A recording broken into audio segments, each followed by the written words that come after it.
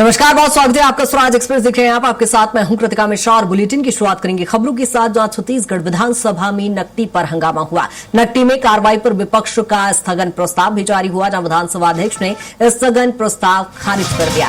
राजस्व मंत्री बोले कि कार्रवाई पूरी तरह से वैधानिक रूप से हो रही है और बेल में जहां विपक्षी विधायक भी पहुंचे और सभी निलंबित विपक्ष ने जहां पुनर्वास के मुद्दे पर अब सरकार को घेरा। यहां विधानसभा में नकटी का मुद्दा भी गूंजा। इससे पहले जहां दवा खरीदी का मुद्दा भी यहां पर स्वास्थ्य मंत्री श्याम बिहारी जायसवाल से पूछा गया था और इसके बाद अब यहां पर विपक्ष ने नकटी का मुद्दा भी उठाया और इसको लेकर सत्ता पक्ष को विपक्ष के विधायक घेरते नजर आए। छत्तीसगढ़ विधानसभा में जहां नकटी पर हंगामा हुआ और आपको बता दें कि अब पुनर्वास की मांग यहां पर विपक्ष के द्वारा की जा रही है।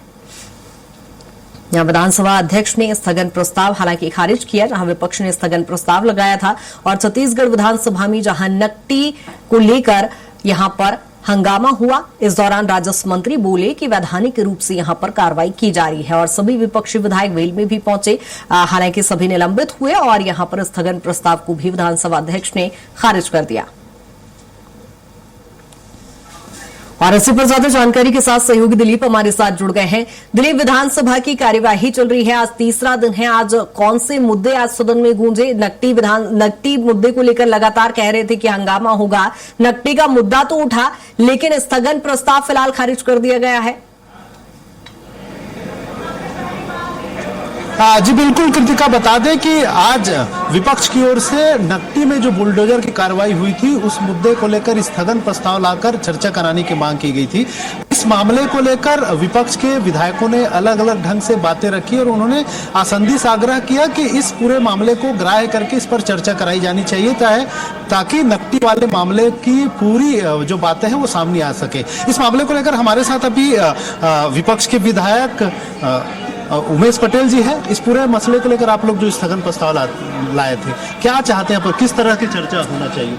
देखिए, जिस तरह से सरकार एक असंवेदनशील तरीके से बरसात के दिनों में 85 लोगों का घर उजाड़ दी है, बुलडोजर की कार्रवाई की है, उससे हम सख्त उसके खिलाफ हैं। और वो 85 लोग आज तंबू लगा के एक परिवार को छोड़कर, जो पोलियोग्रस्त है बच्ची, जो आने जाने में असमर्थ है, उसके अलावा 84 परिवार तंबू लगा के उस गांव में बैठे हुए हैं अभी भी। और सबसे बड़ी समस्या ये है कि टाइमिंग को लेकर, जब सुप्रीम कोर्ट का ये निर्देश है कि बरसात के दिनों में किसी का भी घर ना उजाड़ा जाए, उसको ना देखते हुए घर को उजाड़ा गया, उसके खिलाफ है। और हमारी मांग है कि सारे जिनका घर उजाड़ा गया है उनको राशन कार्ड के आधार पर 2200 स्क्वायर फीट की जमीन दिया जाए, जिसमें वो लोग घर का निर्माण कर सकें। लेकिन मंत्री का इसमें वक्तव्य आया, उनका कहना है कि पूरी कार्रवाई वैधानिक तरीके से हुई।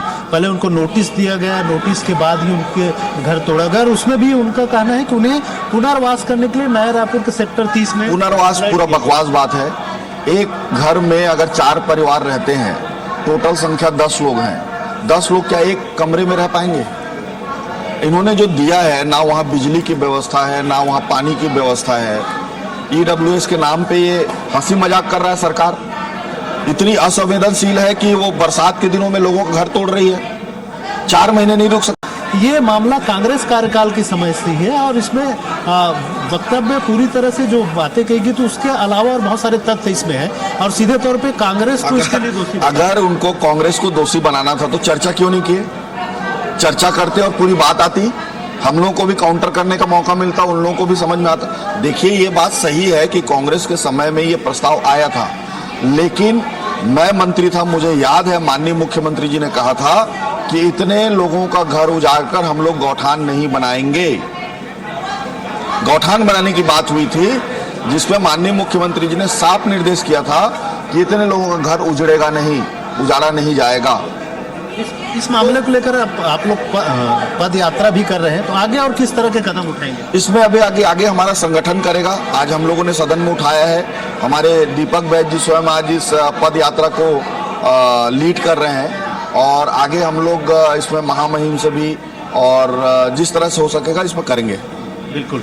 तो ये थे उमेश पटेल, इनका साफ तौर पर कहना है कि जो पूरे मामले हैं विपक्ष की ओर से उठाया गया है, इसमें सरकार ने कहीं न कहीं सुप्रीम कोर्ट की गाइडलाइन का अवहेलना किया, बहुत सारी चीजें हैं उसको मनमाने ढंग से की गई, और अगर ग्राह्य करके इस पे चर्चा कराते सारे तथ्य बिल्कुल दिलीप, कई सारे मुद्दे हैं विपक्ष के, देखने वाली बात होगी 5 दिनों की इस कार्यवाही में किस तरह से विपक्ष के इन सवालों के जवाब सत्ता पक्ष की ओर से दिए जाते हैं। बहुत शुक्रिया तमाम जानकारी के लिए।